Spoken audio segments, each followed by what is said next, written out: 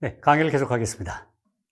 이번 시간에는 여기 써 있는 것처럼 저환율 정책의 폐해, 저환율 정책의 폐해에 대해서 여러분께 설명을 올리도록 하겠습니다. 부제, 한국이 저환율 정책을 쓰는 것은 자살 행위다. 이 점에 대해서 여러분께 설명을 올리도록 하겠습니다.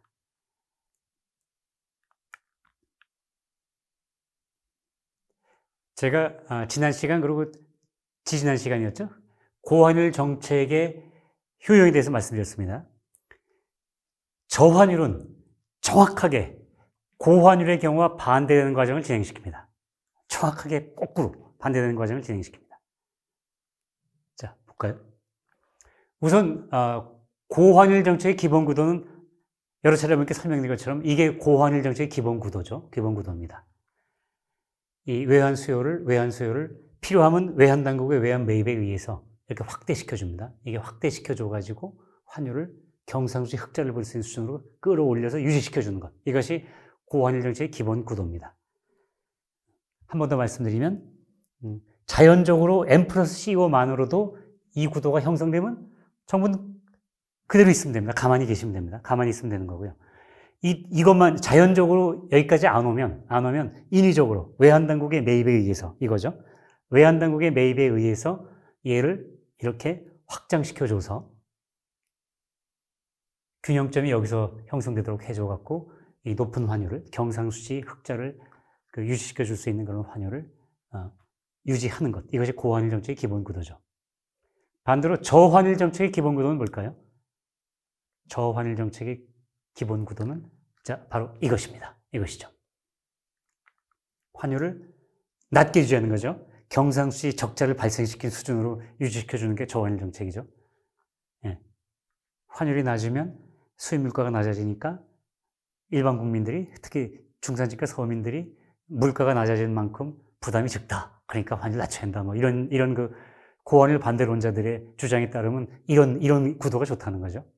아무튼 이렇게 저환율 정책을 하기 위해서는 그 정부가 어떻게 하면 될까요? 저환 정책을 쓰려고 그러면 이렇게 되게 만들어야 되죠. 그죠? 그러니까 자본 유입이 많아져가지고 얘가 오른쪽으로 확대돼서 환율이 떨어져주면 교점이 여기서 형성돼서 환율이 떨어져주면 외환당국은 그대로 두면 됩니다. X 플러스 CI만으로도 이렇게 되면 그대로 두고 X 플러스 CI만으로 이렇게 안 내려오면 어떻게 되죠? 외환당국이 외환 보유고 중에 일부를 헐어가지고 팔면 되는 거죠. 그래서 외환당국의 매도. 파는 겁니다. 외환당국의 매도. 외환당국이 매도를 하는 겁니다. 예. 그렇게 해서 외환 공급 곡선이 오른쪽으로 많이 확대되도록 만들어가지고 교점이 여기서 형성되도록 해서 환율이 낮아지게. 그렇게 해서 경상수지 적자를 감수하고 서민 물가를 낮춘다. 혹은 중산층이 체감하는 물가를 낮춘다. 뭐 이런 게 이제 저환율 정책의 기본 구도인데요. 그럼 이런 저환율 정책은 과연 어떤 폐해를 끼칠 것인가? 이 점을 여러분께 설명드리도록 하겠습니다. 제가 잠깐 비켜드릴까요? 한 번 더 자세히. 이거 이렇게 사진 찍듯이 여러분 뇌리에 각인시키셔야 됩니다. 아까 조금 전 그림하고 이 그림하고요. 저환율 정책의 폐해입니다. 고환율 정책의 효용을 제가 설명드렸기 때문에요. 그 반대로 이해하시면 됩니다.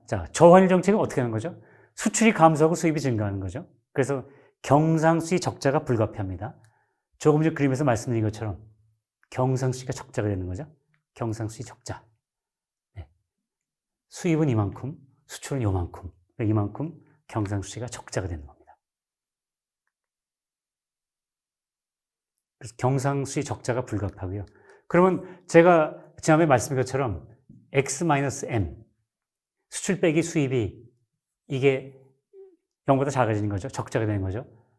다시 말하면 이 X-M이 이게 작아지는 겁니다. YD는 CD 플러스 ID 플러스 GD 플러스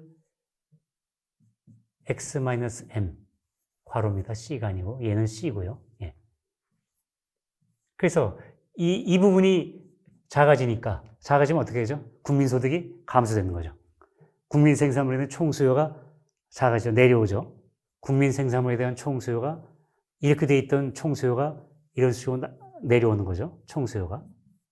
YD가 내려오니까 국민소득이 여기에서 이쪽으로 줄어드는 거죠. 그래프로 설명하면 이렇습니다. 그러니까 대외부문에서 국민소득을 감소시킵니다. 그 다음, 아까 제가 말씀드린 것처럼 그 저환율 정책을 쓰기 위해서는요, 외환당국이 외환보유가 헐어가지고 외화를 많이 매도하는 경우가 많거든요. 그렇게 하게 되면 어떻게 하죠? 외환보유가 감소합니다.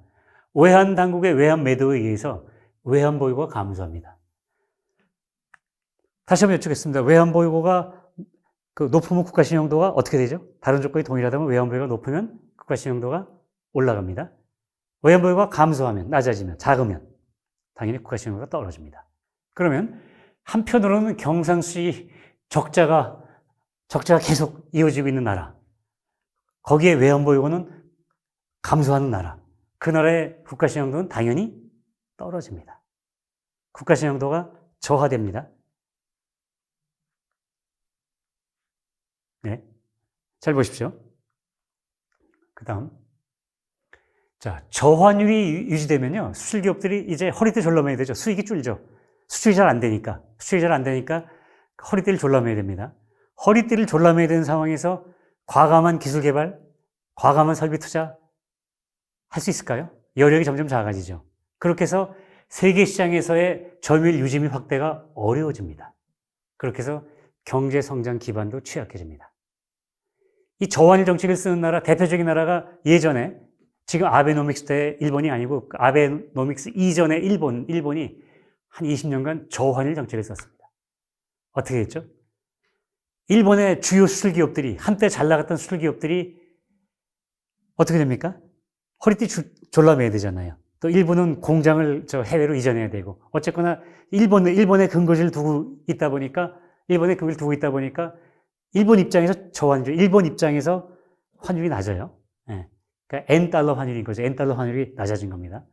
낮아지니까 수출 기업들은 수출이 잘 안 되고, 그러니까 과감한 기술 개발을 못 해요.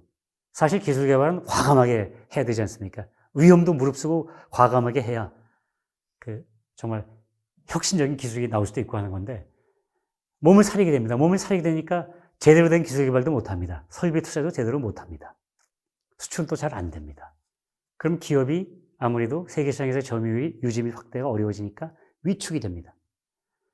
고환율 정책을 추구한 나라, 특히 중국이죠. 중국 같은데 이런 나라들은, 그런 나라의 기업들은 고환율의 구도하에서 완전히 아까 제가 말씀드린 것처럼 수익이 많이 나고 수출이 잘 되고 수익이 많이 나서 과감한 기술 개발을 하고 기술 개발 투자를 하고 또 설비 투자를 해서 세계 시장에서의 점유율 유지 확대를 계속 하고 있는데, 일본의 기업들은 그 반대의 길을 걸어야 됩니다.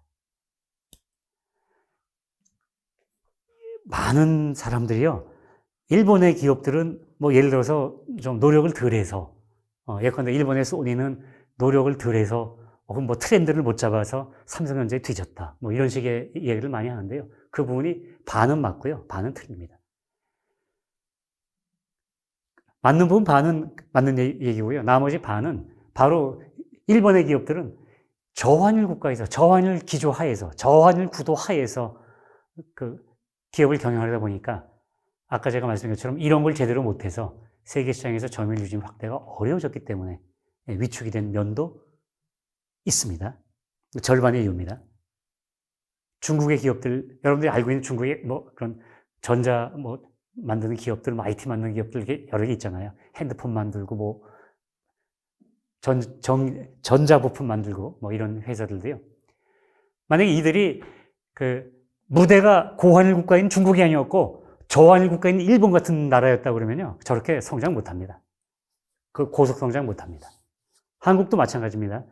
삼성전자가 예컨대 이건희 회장님이나 이재용 부회장님 같은 분들이 경영 자로서의 판단을 잘하셔서 성장한 면도 있지만, 한국이 그래도 기본적으로는 전반적으로는 고환율 정책을 유지를 해왔던 나라거든요. 중간중간에 저환율 정책으로 저환율 정책 썼던 실패의 경험도 있지만요. 전반적으로는 그 일본에 비해서 고환율 기조를 유지했기 때문에 그 도움도 받은 겁니다. 이것이 진실입니다. 똑같은 기업이 아무리 열심히 하더라도, 특히 수출 그 기업들은 아무리 열심히 하더라도 나라에서 저환율 정책을 쓰게 되면 허리띠 졸라매야 됩니다. 나라에서 고환율 정책을 써주면 그 기업들이 날개를 단 셈이 되는 거죠. 아무튼 저환율 정책을 쓰게 되면은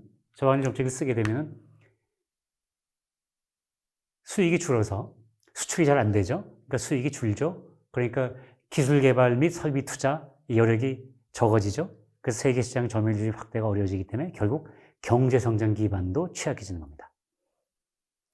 그 다음에 수출 기업들의 설비 투자 수요 위축은 아까 제가 말씀드린 것처럼 이 설비 투자가 결국 C 플러스 I 플러스 G 플러스 X 마이너스 할 때 그 I에 해당하잖아요. I가 줄잖아요.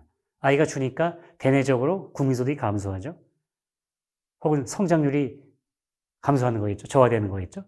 그 다음에 잠재 성장률도 당연히 저하되죠.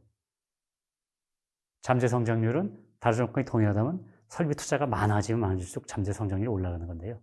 그 설비 투자가 위축이 되니까 잠재 성장률도 저하되는 겁니다. 이게 저환율 정책의 폐해입니다. 요약해 드리겠습니다. 저환율 정책은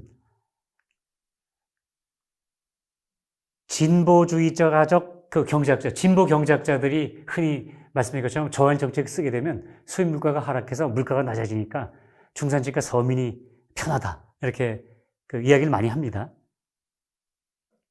그래서 수입 물가 하락으로 물가가 조금 낮아지는 건 맞습니다. 그렇게 해서 일반 국민의 부담이 경감되는 것도 맞지만 이거는 단기적으로만 그렇습니다.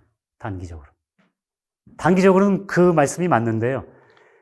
장기적으로 어떻습니까? 장기적으로는 수출이 줍니다. 맞죠? 외환 보유고가 줄죠. 또 뭐가 줄죠? 국민소득이 줄죠. 국민소득이 준다는 얘기는 국민 생산 활동이 위축이 되는 거죠. 그러면 일자리가 어떻게 됩니까? 국민소득이 줄고 국민 생산이 준다. 일자리 어떻게 됩니까? 일자리가 늘어납니까? 일자리마저 줄어듭니다. 소득 줄고 일자리마저 주는데 중산층과 서민이 잘 살 수 있을까요? 이런 폐해가 일어나는 겁니다. 다 줄어요. 다 줄었는데 뭐만 늘어납니까? 외환 위기 가능성만 늘어납니다. 저환율 정책을 쓰게 되면 외환 위기 가능성만 늘어납니다.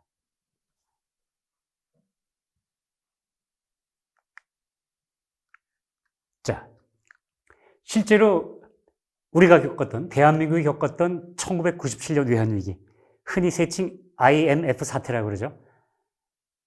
이 외환위기를 IMF 사태라고 하게 되면 IMF는 싫어하겠죠. 우리 때문에 난 거냐라고 이제 이렇게 얘기해서 지금은 이 IMF 사태라는 말을 공개적으로 잘 안 쓰고 있는데요. 그래도 많은 국민들이 23년 전의 일이지만 많은 국민들이 IMF 사태로 그때 이제 IMF 구제금융을 받다 보니까 대표적인 게 IMF예요. 그래서 그 사람들이 IMF 사태로 이렇게 기억을 하고 있는데요. 1997년 한국의 외환 위기도 사실은 그 이전 수년 동안 시행되었던 저환율 정책의 결과였습니다. 중산층을 붕괴시키고 서민들을 질곡에 빠뜨린 것이 되레 저환율이었던 것입니다. 고환율이 질곡에 빠뜨리지 않습니다. 저환율입니다. 흔히 그렇습니다. 정치인들, 위정자들 분 중에 이 정책은 중산층과 서민을 위한 겁니다. 이렇게 정말 누굴 위한 겁니다. 이런 식으로 많이 얘기하는데요. 대체로 결과는 반대입니다. 사교육을 억제하겠다고 이 정책만 쓰면 사교육이 반드시 억제될 겁니다라고 그런 정책 쓰면 사교육 어떻게 됩니까? 이거 잘 아시잖아요, 여러분들. 사교육 줄어듭니까?